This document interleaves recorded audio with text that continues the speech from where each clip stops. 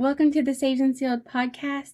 Today I have a very exciting guest, someone I have looked forward to interviewing for a very long time. Azaan Stoughtenborough, a Christ-centered leader, collegiate athlete, and someone who's genuinely desires to see this generation pursue Jesus above everything else. He's committed to living out his faith both on and off the track, and today he's here to share biblical wisdom, personal experiences, and practical encouragement for anyone seeking to walk more faithfully with Christ. Welcome to the podcast, AZ. Thank you for having me, Hannah. Thank you for having me. It's a pleasure, genuinely. Yes, like I had said, I have been really looking forward to this interview and kind of what I said beforehand, but I had first met you at Kids Across America, Right, right, and right, right. I don't think I actually got to really meet you like at an introduction, but it was at church, and your energy through worship, it was like, this guy's motto has got to be the joy of the Lord is my strength, because I could see it in the way you Right. worship. And I was like, I remember the night before you were like taking notes at Crosstalk, and Travis, who we adore, had been Right. on before or preached at Crosstalk, and I was like, I didn't write down something he had said, so I actually had asked if I could take a picture of your notes, and you were so gracious to let me do that. But AZ, I don't know if that's something that resonates with you, but how have you seen the joy of the Lord in your own life? Is that something that comes out in you? It definitely is, and it's really just something that I try to live out, and I try to like every day, every morning I pray. I'm just praying for joyfulness, just in everything I do because like not too long, like I'll probably say like last school semester, like in my mind, like something was going on. I'm like, you know what? Like the Bible just says, count it all joy, Mhm. trials that you may face of many kinds. So like from that point on, I feel like ever since I've got saved, I mean, when you get saved, it's nothing but joyfulness. Because once you're really living Mm. in God and walking in the Spirit, then the joy of the Lord is just already upon you. It's not something you have to go try to find. It's Mhm. just it's in you because the Lord's in you.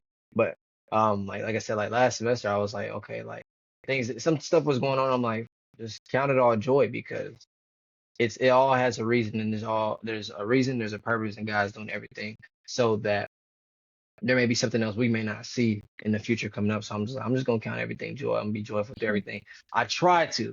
I fall Yeah. short a lot, but Yeah. I think I'm joyful a lot of the times too. So yeah. Yeah. So, what is your testimony? I would love to hear it. What's AZ's story? Okay, so I mean, my testimony is not nothing big and crazy like a lot of people's Sure. are, but Yeah. really it's just like it's pretty simple. I think it's pretty relatable to a lot of men, women too, but just like growing up and I'd say coming of age, if you will. But it really, I grew up. I was like my family, everybody I know, families around me. Like I wouldn't say we weren't like saints, like it wasn't like overly biblical household, but like we were definitely Christian. We were going to church. I was part of things like Vacation Bible School. I was Mhm. part of the youth choir at church. So like that's always been something that's been a part of me. So it never was like I was just far from God and randomly came to God. No, God has always been close, but I feel like as far as like genuine relationship, that didn't come to later on. So I say just started in like middle school, just obviously like as a young man and like young women are too curious and things like that. Just Sure. started uh, getting into women and things like that, and just it just built from there. That's just how it does when if you don't get a grip on it. Yeah. So just it was just going through high school. It just was a lot of lust, uh a lot of lust, a lot of fornication and stuff like that. So it was just that's kind of like, but then like in guy culture, especially in high school, like that's kind of like praised. So Mhm. like it never seemed like a problem. And then I'm still going to church. Everybody still kind of, even though I'm doing what I'm doing, I still have the Lord in my life a little bit, so people are still seeing me as, oh, AZ, he's still Christian, or AZ, he reads his Bible, or AZ, he's the one that prays for us before the games, but I'm still doing this. So it's like, it was kind of like a very, very, very lukewarm, but like I'd say I was my strength in my relationship was a little stronger than most. but Sure. it doesn't really matter if I'm living just like everybody else, you know. So I say, yeah, that's how it was up to high school, and that was the biggest thing, you know, the main thing that I struggled with that made my relationship Mm-hmm. with God grow stronger. So it just came down one day. It was my senior year of high school. Um, my friend Zoe is like my sister back in high school. She invited me on a mission trip that the our student ministry was going on at my church. And I didn't really, I think I heard about it, but I wasn't really tripping about it because I was doing football, I was doing all this stuff like that, so it kind of wasn't that big of a deal to me. But she said she doesn't know anybody going that or isn't that close to anybody going, and if I could go, if I could find a way to go, then come so she could know somebody. So I'm like, okay, Mm-hmm. I'll look into it. I wasn't that big on it though, because we had to raise like $1,500 to go. But Mm-hmm. I'm like, I jumped on the bandwagon. It was 2 weeks before they left, so I'm like. I don't know how I'm like this money probably not gonna get raised. I'm probably not gonna go, but I'll put my feet in. So I started going to Yeah. like the classes that they were having and things like that. And the money got raised in like a week and a half, like that. And I'm just like, okay. So like it shows me now, but then I'm just like, okay, that's that like okay, I must mean I really need to go, but like it wasn't really speaking to me like, okay, God is making this happen because he's gonna do something big there. You know, that wasn't really my mindset at the time. It was just okay, Mm-hmm. that means it's gonna really be a great opportunity. I really need to go, so I'm gonna go. And so what really shifted for me was the week leading up to the mission trip, we had to fast like every single day. So the first day was just like a fast from one meal. The second day was a the second day was a I think it was fast for lunch or fast past lunch. Mm-hmm. And then the third day was like a complete half day. And the fourth day was a full day fast. So I'm like, Wow. sheesh, I've kind of fasted before. You know, I've done like Daniel fast and things like that at church when I was younger, but like actually fasting. And then I'm playing sports. So it was kind of different. So I'm like, dang, this is kind of hard. So I did the fast and something happened like so it was a girl that I was previously talking to like I kind of like reached back out to her uh for negative reasons, not gonna lie, for negative reasons, but so I reached out to her, I went to go see her, and then I was talking to her and nothing happened, but things were talking, nothing happened for a reason. And but when I left, she was like somehow I ended up in the relationship with her when I left. And we weren't in a relationship before, but I just said yes to something that I wasn't really finna commit to. Mm-hmm. So I Sure. go home and I just kind of get in my room and I'm going through my phone and I'm realizing that like this girlfriend or this girl is calling me her boyfriend, another girl's calling me her boyfriend, and Mm-hmm. I'm talking to somebody else that I'm actually want to be serious with that doesn't know all this is going on, but they're calling me their boyfriend too, you know, and I'm just like, Right. so I never really just took the time to sit down and look at what I was doing. I'm just kind of looking at my phone and I just like fell to the ground. I just started crying. And I'm just like, man, this is not good. Like, okay, like I don't want to live like this. Like I just don't want this to be my posture anymore because it's one, it's not healthy, and two, it's just like I'm I'm a lover boy. I care about everybody's feelings, but like just it was very misplaced at that time because my mind was so immature, you know? So Mm-hmm. it wasn't like supposed to be it wasn't like I wasn't trying to be this guy. It's just I was so easily talkative and easily uh I don't know the word, but it was just easy to talk to Sure. multiple women without like it wasn't like I'm trying to commit to anything. It's just like, okay, I'm gonna talk to her. Oh, but I'm gonna talk to her too. And you know, it's not like I'm Mm-hmm. trying to have all these commitments, but it's just like Yeah. I'm not nipping one thing in the bud. I'm going from here to here. You know, so I'm just leading everybody on, which wasn't my true intention, just kind of what it was. So Mm-hmm. um so I get home, I break down, and I'm like, yeah, like God, I don't like it's my first time actually having a real conversation with God. I'm like, God, I don't Mm-hmm. live like this no more. I feel like this is wrong. It's not fulfilling anymore. Like that was for the first time I ever felt like living the way I was living was not fulfilling whatsoever. And it was just kind of like I was just doing it, but it didn't bring any joy, it didn't bring any peace, it didn't bring any happiness, it didn't bring any comfort. It was just, I was just doing it. It was all impulse, all the enemy. It was all genuinely all flesh.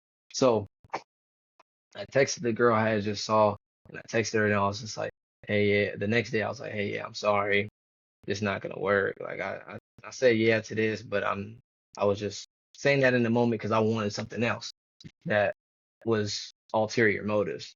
And then it kind of struck me because she was like, I'm like, yeah, I'm trying to get on my relationship with, I'm trying to strengthen my relationship with God, and I just need to kind of remove all distractions. When distractions at the moment were women.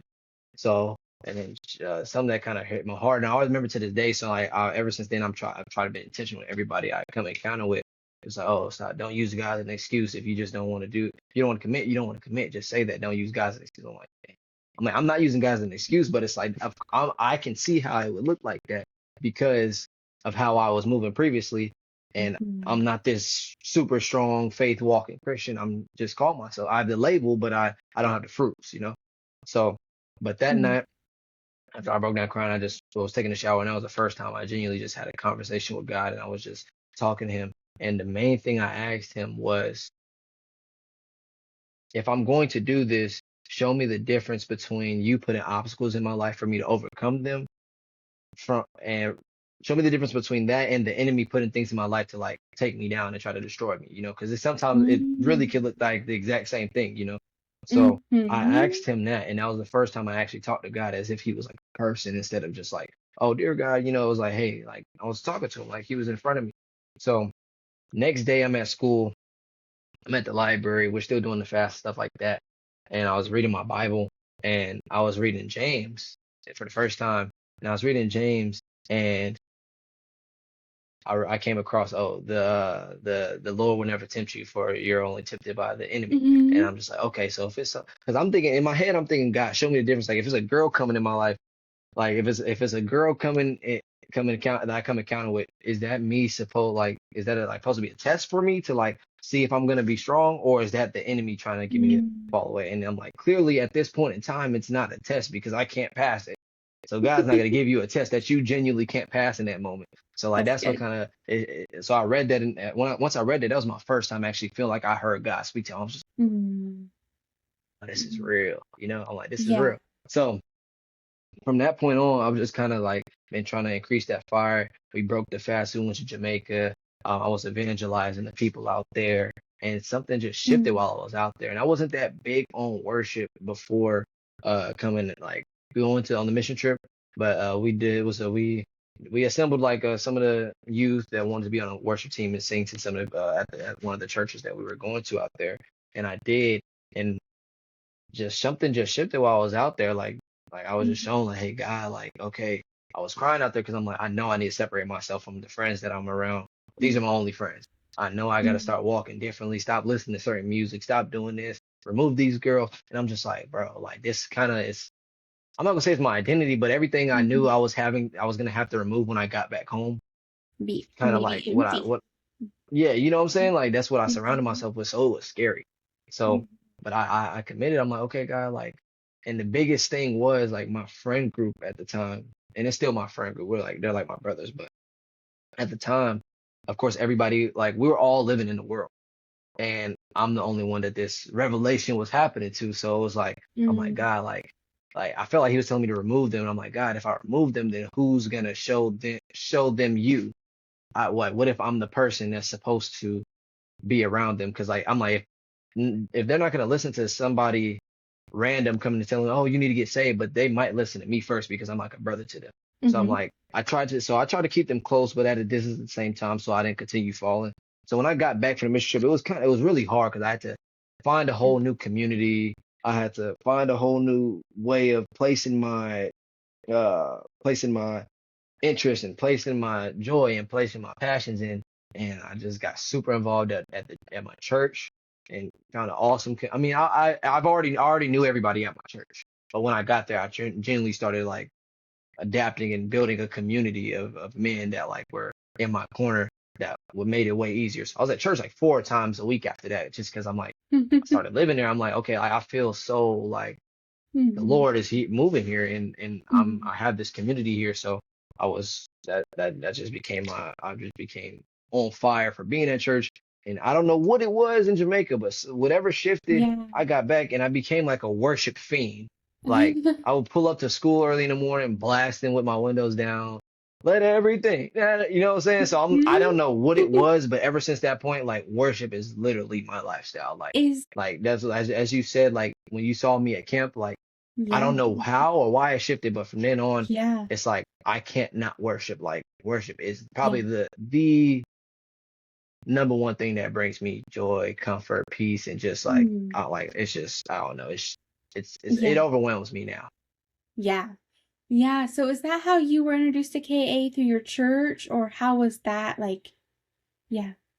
Yeah, so I've been going to KA since I was like 10. Like Oh, so okay. I went with my church and they were only allowing middle schoolers to go. But like they let Mm. me go. Like I don't know why, but they were like my mom found a way to let me go with them. So I went and then from then on I didn't miss any Okay. years. Like I fell That's in love good. with KA from the Yeah. first year and the only time I didn't go was when COVID happened in the year after COVID just Mhm. because my church wasn't going. But I'm, I've been a vet ever since, you know? I love it. Um, and sports too. They must be like very involved in your life from a pretty young age. Yeah, so I grew up playing basketball, football, played a little bit of soccer, baseball. Like I've always played everything.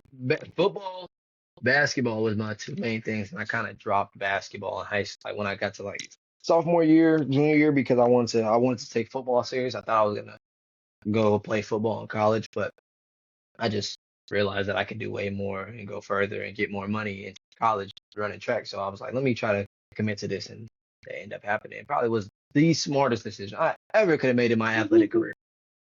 Genuinely. Yeah. Your story is really good and so relatable. And like you said, at that age, more probably more so for guys, but at the same time for everybody. Right. And I think it's so real, especially being honest and open in ministry because everybody has struggles. And Yeah. so how have you seen God work? I want to ask about like your mentality and like emotions because I think it can leave you very confused. Like you said, like I might lose everything. I might go home and not Yeah. have any of the same friends. So whether that's loneliness or um how have you kind of wrestled through that? Because it is a wrestle, and I love how you're not Yeah. just saying that it's all better and great and you're saying, no, I'm not perfect. Things are Right. still hard.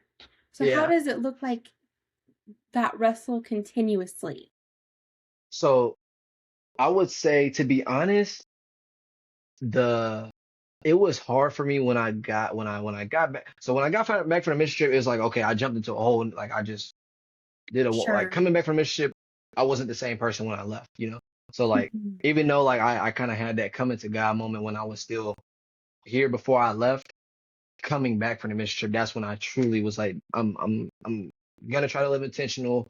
Everything in my life, everything is the Lord. If it isn't the Lord, I don't want. Mhm. Period. Point blank. I'm reading my Mhm. Bible at I school love and it. everything, you know. So it was hard when I got back, yes, because I'm like in my friends, they were like, "Oh, just still come with us, just come geek with us. You just don't gotta."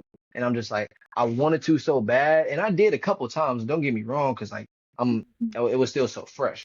But nevertheless, I was just trying my hardest to like, if it didn't really glorify the Lord, if I knew it wasn't a smart environment or smart situation for me to be around, that I just Mhm. wasn't gonna do it. But like I said, that was all I was doing. So it kind of like if I'm being honest, I wouldn't say this is normally. I gotta be careful when I say this. I wouldn't say this is normally safe, but it can be. I kind of replaced my passions and the things that I was doing and the things I was involved in with the world, just with church. So like, okay, now I'm just at church 24/7, and it can be good, but I feel like sometimes people let church become their identity if they're in it for too long. But I didn't Mhm. really let it become my identity. It was like, okay, this is where I'm at. This is where my community is. So it wasn't for too long that I kind of wrestled with the like kind of being aloneness. Because once I found my community, because my senior year, it was somebody at my church. They were like, I think you should come to the young adult ministry because we have a young adult ministry that meets for Bible study every Monday. But it was 18 through 18, it's like 18 through 35. I think I was 18 already, but they didn't let high schoolers be in. You had to already graduate. But for some reason, they let me come anyway. I was the only first high schooler to ever be a part of it. So I was going, and from there, I just started building connections with all these guys that are like my brothers now, that are like my mentors now, disciplers now. That it was like I didn't really stay in that. I was just serving so much. I didn't stay in that wrestling season of aloneness or sadness, because it was replaced with that so quick. I would say that whenever I went to school, whenever I went to college, that's when it got hard, Sure. because now I didn't have my friends that I used to have, Mm. and I didn't have my church or my church community. So it Mhm. was like, dang, now I'm at school. It's really just me out here. I don't know nobody else here. I'm far from Mm. home, Mm. and I kind of have to find a whole community or Yeah. start one or do something. So that's when it got harder for me, was when I Yeah. got to school. Have you ever encountered like a sermon or a preach that you remember to this day that made such an impact on you? Was there like a verse or an encouragement someone had spoke over you? Anything you just remember you're like, wow, like that really made an impact on me to this day? I'm just curious. If not, it's okay. It's definitely been a couple, but I'd say like two specifically, both being from Travis Finley. So like Mm. Travis, he's my spiritual father. So when I was at camp as a camper, one of the first time I like gave my life to Christ, Mm. um, like what he was speaking at crosstalk kind of just it was sitting on me heavy, because everything he was saying, I was literally going through. Like he was like, he said, even if your dad's not in your life, or if your cousin's passed away, your grandma's not here with you, like everything, like all that stuff kind of had happened to me back to back to back at that point in time. So like it kind of broke something in me, and I'm like, okay, I know I need Jesus. So like that's when it kind of first started like shifting for me, or I started feeling it. And then when I went to work, my first summer at camp, 2024, a message I'm always remember is how he's talking about new wine. Is basically talking about going like being at camp week by week. Don't give week 4 kids less energy or less of you that you gave week 1 kids, because week 4 is their first time coming, or it could be their first time coming, or they're brand new to camp this year or whatever it is. And just because we've been here doesn't mean we can short them just because we're tired or because we're groggy. So just like in the Bible it said, whenever they went to Jesus, he gave them new wine. They wanted to give the old watered down wine. They was like, oh, we don't have anything left. But they was like, come to him, he has new wine. So from that point on, that's kind of been something that's resonated with me. Like outside of like camp, that's just kind of how I try to live my life. Like give everything new wine. Like if I'm ever lacking, go to him. Like you have to run to him to be renewed, or else you can't lead well, or you can't walk well if you're not going to him to get replenished, get refueled. Mm. Whenever you do like a reel on Instagram or Yeah. share something that God has brought you to the word for, is that like spontaneous, or is that like has that been marinated on for a few weeks? So it really depends. Like sometimes I'll just see something happen and I'll be like, oh, gotta record, or Mhm. gotta post something. Or sometimes, a lot of times it's like after I get done reading my Bible, like if I kind of got a Mhm. good word from it, I'll be like, Yeah, okay, let me go ahead and post something. But a lot of times like it's sometimes spontaneous, but sometimes it's coming straight from me sure. literally just getting done reading my Bible. Yeah. But like it just like one time I posted about like having all this extra stuff and extra baggage and stuff, where I was like getting rid of things. And it's like hard to get rid of Yeah. old stuff when you've been holding on to it for so long. That was just spontaneous because I was cleaning my room. You know, Yeah. like one Yeah. time I was I did a small little reel just talking about how the enemy tries to make things look good in the world when you get into it, but then now that you're here, it's not all it's cut out to be. I got that literally. I had watched the movie the day before that. Had nothing to do Okay. about Christ or anything like that. It was a sports movie, but I'm like, Yeah. hmm. You know, so sometimes it's really Yeah. spontaneous. God to just speak to me. I'd be like, no, that could be a message right there. People just don't see it that way, but I'm gonna help them see Yeah. it that way. You know, Mhm. that's Yeah, really they're it. But it's yeah, like you had said, they are full of biblical wisdom, your experiences, and really practical encouragement. I try, Because I've seen try. that in your videos. Um, I think before we close, is there any scripture or anything laid on your heart? Is there any like upcoming thing with sports or school? Um, Anything you want to share? I mean, I mean, I am stepping into a new season. So like, I just finished up at school in Missouri, so I'm going into um, I'm coming back to Texas, and I'm going to I'm in the mix of talking to schools right now to Sure. figure out where I feel like is the best Mhm. opportunity, best place for me to be at. So I would really just say as encouragement, like I I wear it on my bracelet is Josh 119, and then I was just doing a couples Bible study with my girlfriend last night, and we're in Deuteronomy, so I read Deuteronomy 31 2 somewhere in that area, but basically be strong, courageous, for I am the Lord. Don't fear.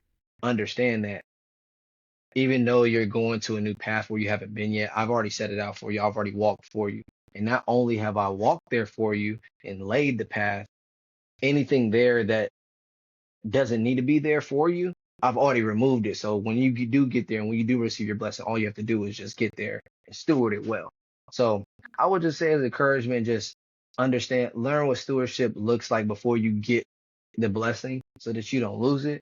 And also just understand and be strong and don't be fearful about anything that's coming up next because fear sometimes is a good fear, but nevertheless, we a lot of times we let the enemy put that seed of fear in our mind, and that's what drives it. So I just say, just don't be fearful because, like, genuinely, the Lord has a plan, and the Lord is always doing something good, even if it's not what we feel like it should look like. It's gonna look like what it should look like, regardless of how we feel about it or not.